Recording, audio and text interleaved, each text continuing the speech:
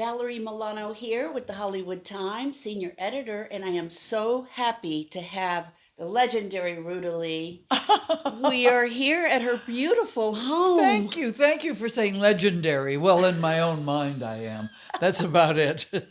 Oh, this is such a special moment for us here You're at the very Hollywood sweet. Times. I'm older than dirt, and I've been around so long, and it is such a blessing and a curse at times, but mostly a blessing to be in this marvelous industry that we all love so much.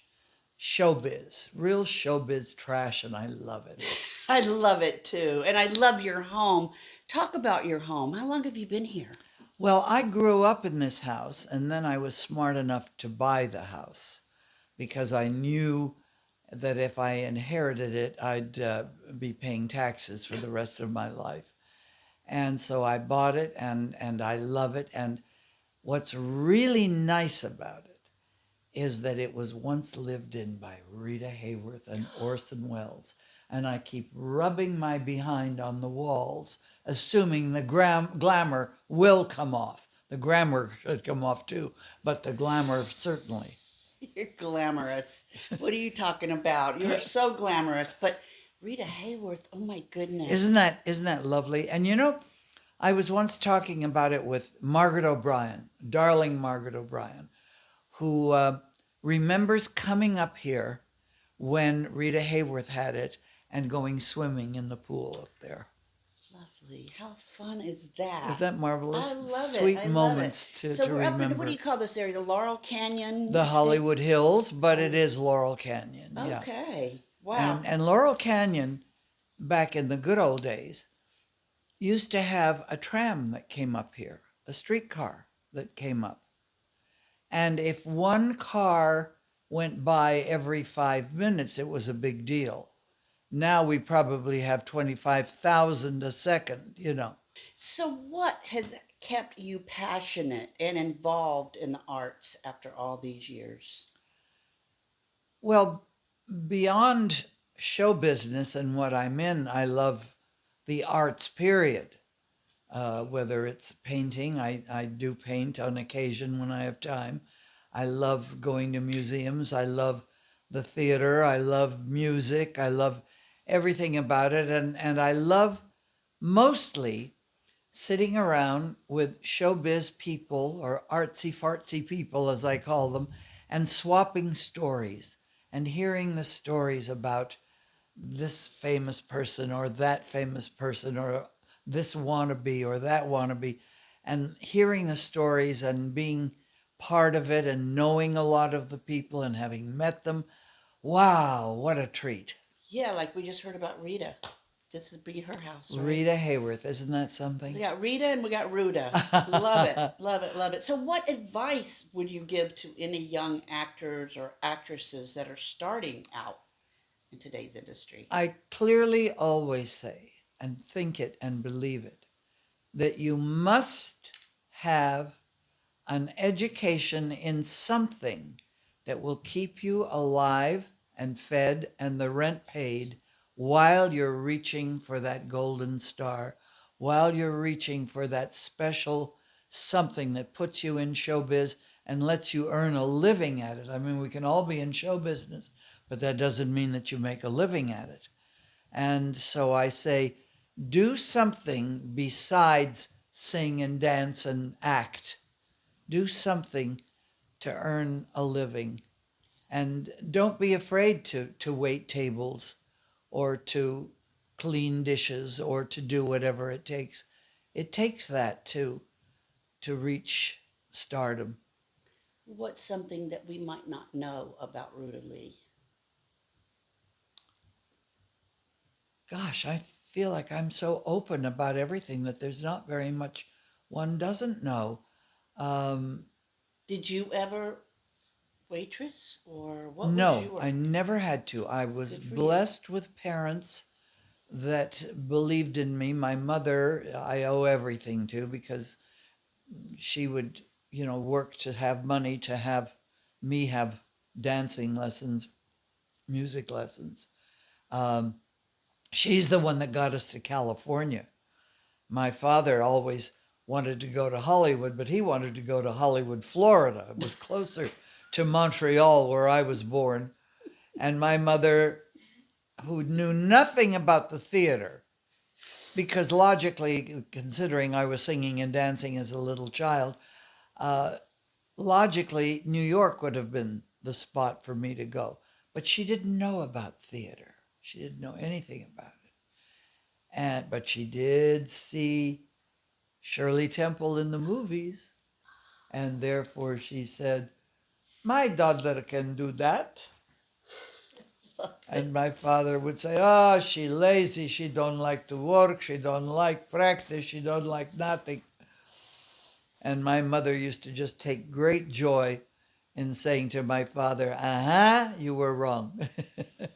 That's adorable. So you did her accent just then, huh? My mother's heavy Lithuanian accent and Oh, and and my father's, and they were both very hard workers. I developed because of them a tremendous work ethic, and I think most Middle Europeans and Europeans have a work ethic. I agree. I think everybody learned to work from childhood and do for themselves, not expect. And we're very spoiled in the United States. Very, very spoiled. The government will give it to me. Well, who the hell's the government except you and me and those of us who are paying taxes? Very good point. Very good point. Well, I want to talk about like if Hollywood made a biopic about your life, who would you want to play To you? play me. It's a very, very difficult question because there are so many new young people that I am not terribly familiar with. Of course, if Meryl Streep were a youngster, I'd say Meryl Streep can do anything. But there are gorgeous people out in the world that could do me. Uh, the question is who would do my mother? Who would play my grandmother? My grandmother is the one that is this incredible lady. She's the lady that was my one remaining grandparent. She and my grandfather had been deported to Siberia. Nobody could ever explain to me when I was in Lithuania or the Soviet Union why. I assume that it was when they were trying to refurbish Lithuania, Latvia, Estonia, Poland, Romania, all of the satellite countries with Russians. And so they took little farm folk like mine and shipped them off to Siberia. And my grandfather, they were shipped off in a cattle car, and the men tried to huddle the women together in the cattle car for a 6 week trip thing, mind you. His legs were frozen, and when they took him off at one of the way stops on the way to Siberia and took off his boots, the flesh came off Mm. with the boots. Gangrene had set in. He died, and my grandmother went on to the spot that they were shipped out to, and there she was for 12 years. And I, as the first to become a citizen of these blessed United States, was the one at 16 started making out what they call vizovs. And vizovs are in an invitation written in Lithuanian, in Russian, and in English. All of these letters have to be signed by a notary and sealed. Then that seal has to be signed and stamped by the city seal. Then the state has to put its seal on the city seal, and then the State Department of the United States has to put their seal on. So these three little letters are now this thick. The people in the Soviet Union, like my grandmother, would take it to the local commissar, who would say, very nice, but niet. And 6 months later, I started all over again because they expired. I had to do that for 12 years. And finally, we got a letter. She was permitted to go back to Lithuania. Got a letter from my cousin who wrote for her because she never went to school. She didn't know how to read or write. She was thanking us for the clothes for her to be laid out in. Very important to those Middle Europeans to have burial clothes. And she had been told that she was going to die and to prepare for it. So she was thanking us and so on and so forth. The letter got here, and it was probably, I don't know how many weeks to come, 6 weeks to get here. Yeah. I didn't know if she was alive or dead, and I went out with friends, and the more wine they poured, the more obvious it became that I should do something dramatic. Yes. So, in a slightly whiny haze, at the right time, thinking about what time it was in Moscow, I placed a call to Nikita Khrushchev, the Kremlin, Moscow, USSR. And our American operator said, "How do you spell Khrushchev?" Lots of phone calls. Niet, niet, niet, he doesn't speak English. Niet, niet, niet, you can't speak. In the meantime, at 6 in the morning here, I started calling Washington and trying to get through to somebody at the Russian embassy in Washington. I spoke to everybody from the window washer to the dishwasher to the gardener to the whoever. Niet, niet, niet, niet. No, no, no, no, no. Very frustrating. Finally, the call comes through from Moscow. Mr. Khrushchev no speak it English. You speak it with an interpreter? And I remembered, because my father, who was fluent in Russian, used to say Khrushchev didn't say that when he was banging his shoe on the podium, but the interpreter made it more palatable to our Victorian ears, you know. So I said, yes, I'll speak to him. And he said, Miss Lee, we see your movies here all the time.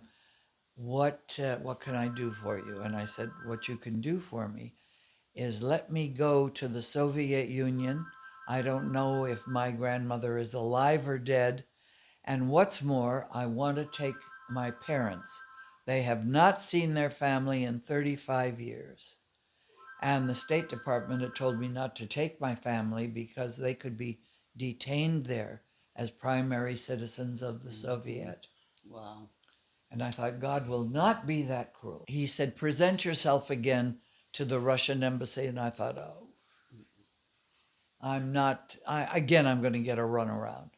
Well, this time when I called back, I was immediately connected to the first secretary. And the first secretary was Lithuanian. And that first secretary later became the man who headed up Lithuania. So I really made the right move. And to cut a very long story, just a little bit shorter, in 48 hours, my mother and father and I were on Pan Am heading for Paris and then Moscow and then back to Lithuania, where we found my grandmother and brought her here to the United States 6 months later when I could go back and get her. Wow, that's And when she visited, the Johnny Carson's Tonight Show had been following it like the perils of Pauline.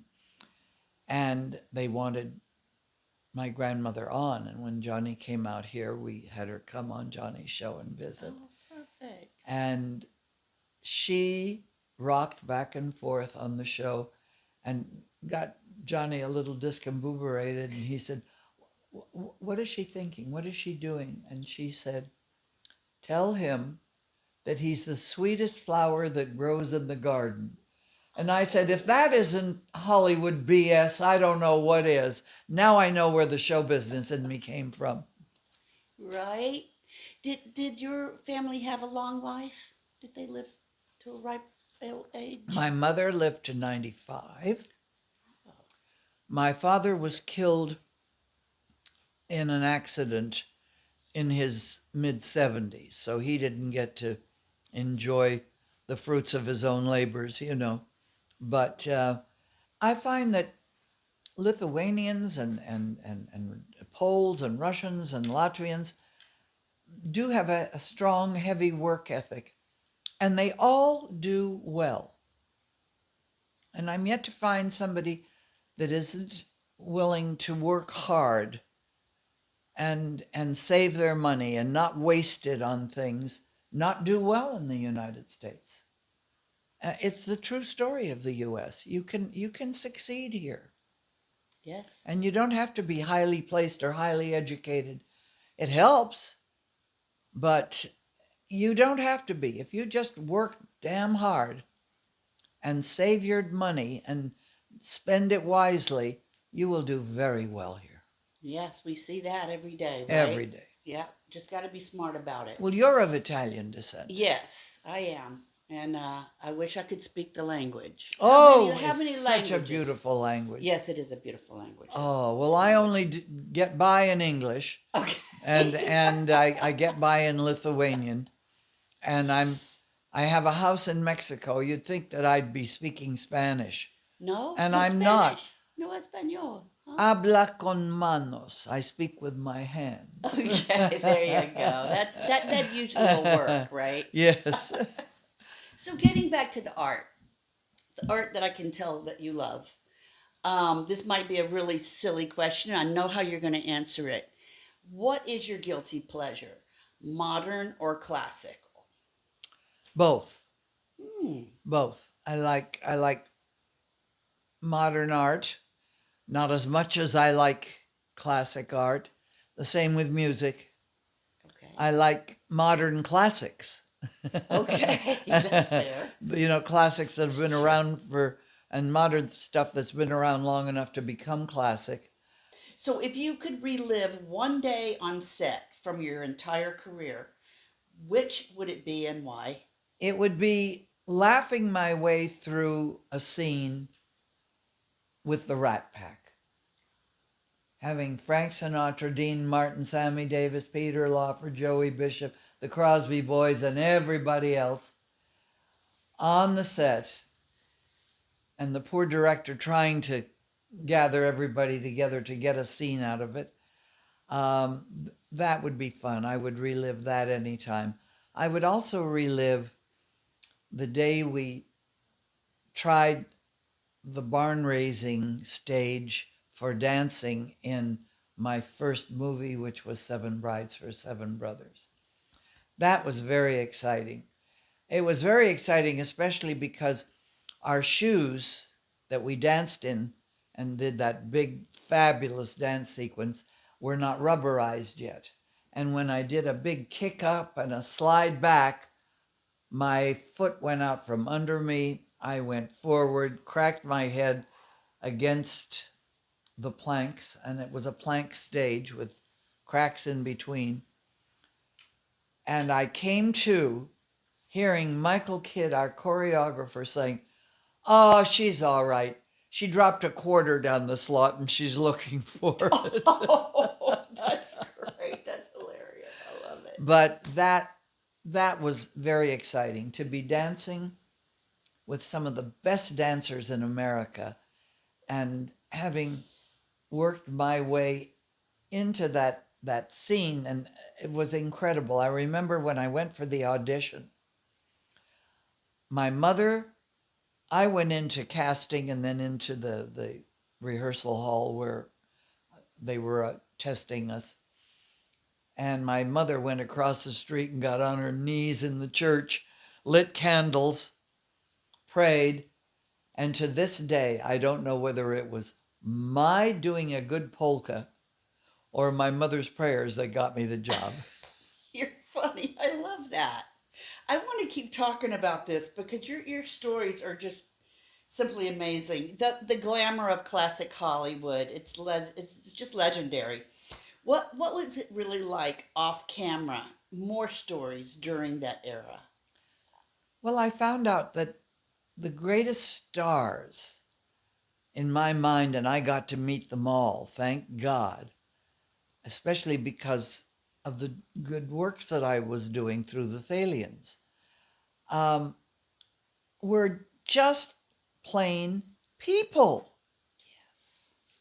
that was astounding to me, that these big stars were not highfalutin, almost angels, but they were just plain folks, and such fun and wonderful body humor, and so I didn't stay a goody two shoes very long. I knew how to kick up my heels with the rest of them, you know. But that's the thing that I loved the most, was that the biggest stars were the nicest people. Speaking of that, can you tell a story or two about Lucille Ball and Oh, Elvis Presley?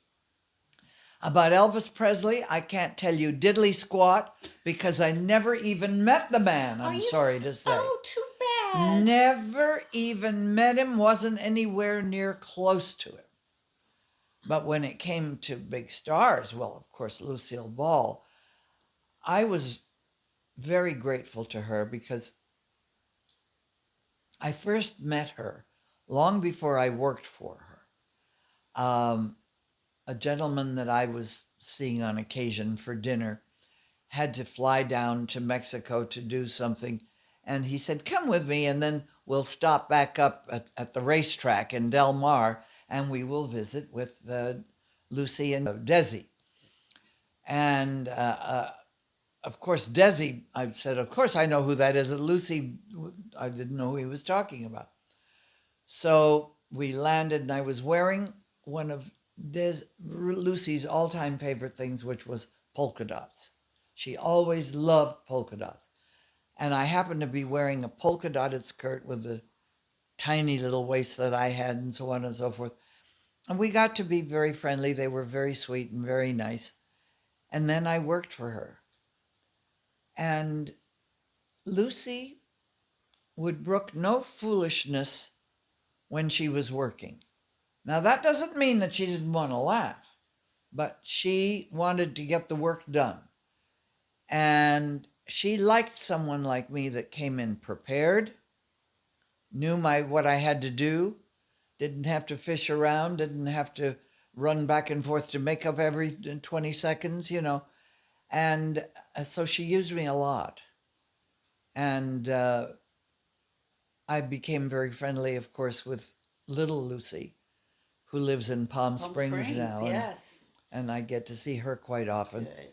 And went to her wedding, in fact. Sweet.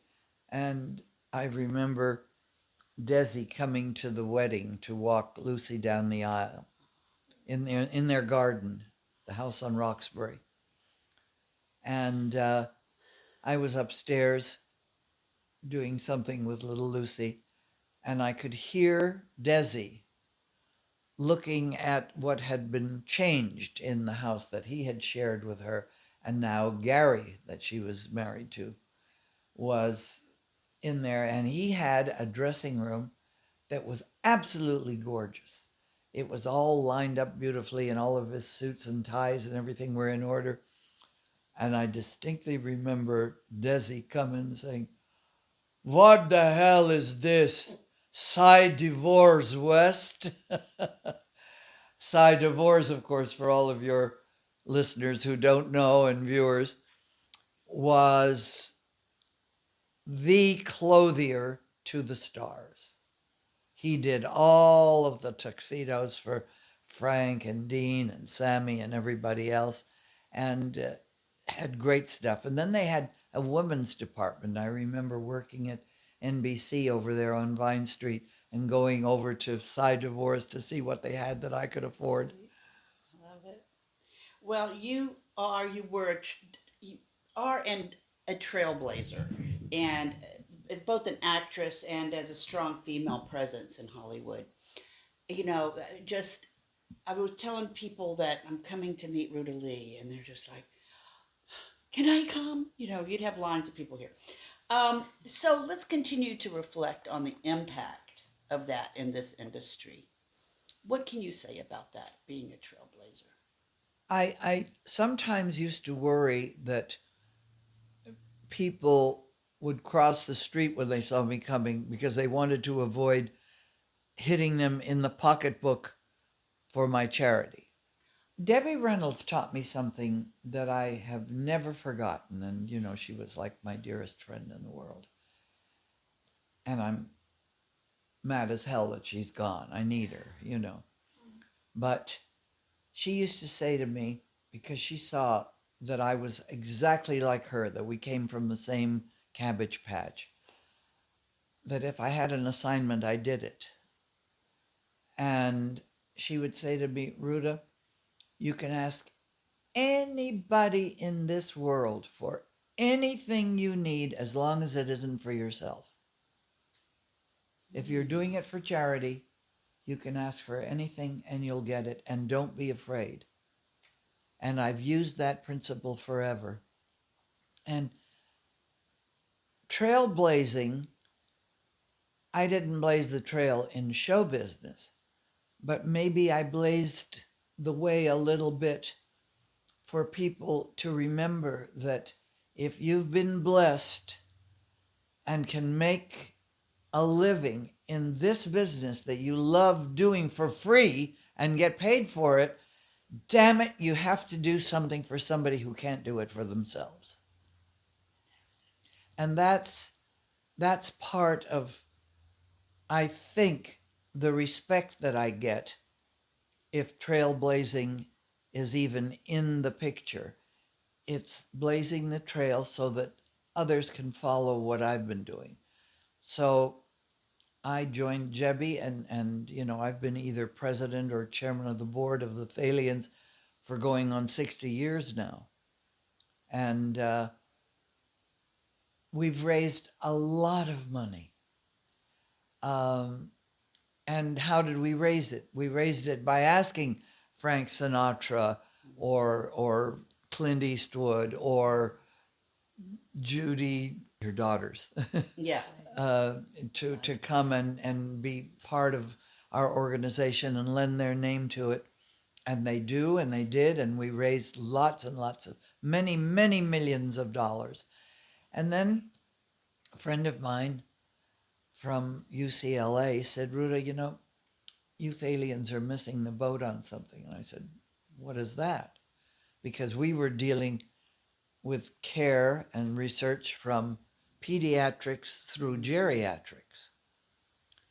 And he said, you're not concerning yourselves with the well-being of our military, of our returning boys and girls that we send to every hellhole in the world, and they're willing to die for America and Americans, and they come back and sometimes they fall through the cracks and they're not taken care of.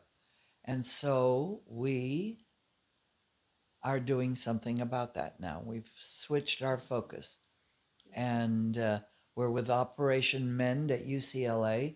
They take care of the broken and fractured bodies of our returning veterans, and we Thalians take care of the broken and fractured mind and spirit. And I thank all of the people that have been so good, and whether it's $5 or $500 or $500,000, if you can give it to the Thalians, go to thethalians.org and read all about us. Whatever you give, as the title of my book says, consider your ass kissed. I love that. And I'm so glad to hear this story. And we will continue to have our readers and our viewers think about that, look it up, and Yes, support, hopefully, yes, this endeavor. yes. Yes, it's beautiful. I want to go back to one of my favorite films that you did, Seven Brides for Seven Brothers. My It's first, still beloved today. yes. Did you ever imagine that it would be have that kind of staying power? No, I didn't, because first of all, it was at MGM, and at the time, the big bucks were going to Brigadoon Oh, with darling Gene Kelly and darling Van Johnson and darling Sid Charisse. And I used to go over to the set and watch, but the big bucks were all going there. And we were like a little poor bedraggled sister on the outside, although we had some of the best dancers. And when they discovered that they had a sleeper on their hands, MGM suddenly said, "My God, we've got a winner here. Cost nothing in comparison to most of the musicals being made, and we have this." And they sent all the brides out to different parts of the country to publicize it, to talk about it. And I got from the Great Divide to the Pacific Ocean. And then I got all of Canada because I was from there. From Canada, yeah. And it was really fabulous. And of course, they came to me afterwards, the publicity department at MGM, and said, "We're sending you out on a tour. You can never become a movie star with a name like Ruta Kilmonis," which is my family name, right. A Lithuanian name. And I said, "I want to keep the Ruta because I grew up as a child being called Ruth because everybody thought it was a misprint, or they thought it was Rita or Rhoda or Rhonda, but nobody ever heard of Ruta." And so I said, okay. So we kicked around a lot of names and nothing really sat with me quite right. And then somebody happened to say, "What about Ruta Lee?" Well, Rutele is the diminutive of Ruta in Lithuanian, in Russian, in Polish, in German, in Yiddish, in anything. Rutele, Rutele. So I said, "Ruta Lee, Ruta Lee." Okay, that sounds pretty good to me. So I became Ruta Lee. And I traveled around the country as Ruta Lee. And you know what you have to do for press. And made the front pages because there I was in a bathing suit and umbrella in Salt Lake City. And, somewhere else leaning against a cactus, nude, whatever it took to make newspaper headlines. Well, you're in the business, And I did all of this all over the country, and then somebody forgot to mention to the people doing the credits in the film that my name had been changed. And so the film came out as Ruta Lee. Well, you can imagine how that stood me in good stead when I made that call to Khrushchev, because it was Ruta Kilmonis, the Lithuanian name that the Russians would recognize as well. Isn't that amazing? That's a great story. And you know more about language than you really think you do. Well, I sure wish I could speak Yeah, just Italian. speak Oh it, my right. God, what a beautiful language that is. Nothing is as pretty. I have one more question, then I want you to get in and talk about your book. You've worked with some of the biggest names and legends in Hollywood. We've talked about a few of them. Do any particular more memories or moments? What is the most that stands out vividly to you? Well, you're going to have to read my book because I Okay, that's a have good that segue. down in, I Okay. have a whole section with naming a lot of the leading men that I worked with and my opinion of them. Now, I'm never unkind, but I might be a little bit edgy about one or two, but only.